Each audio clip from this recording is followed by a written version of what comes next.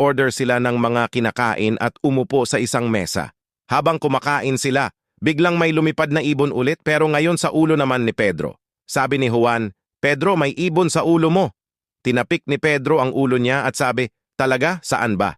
Sabay tawa silang dalawa ng malakas na malakas. Hindi nila napansin na nagagalit na ang may-ari ng tindahan. Biglang lumapit ang may-ari ng tindahan sa kanila at sabi, "Ano ba kayo? Bawal nga dito ang tumawa. Kung hindi kayo titigil, palabasin ko kayo sa tindahan ko." Napahiya ang dalawa at agad silang tumigil sa pagtawa. Pagkatapos nilang kumain, lumabas sila ng tindahan na tawa pa rin ng tawa sa nangyari. Sabi ni Juan, "Pedro, ang kulit mo talaga. Hindi mo napansin na galit na pala si ate sa atin." Sabay tawa ulit silang dalawa habang naglalakad pa uwi sa kanilang barangay.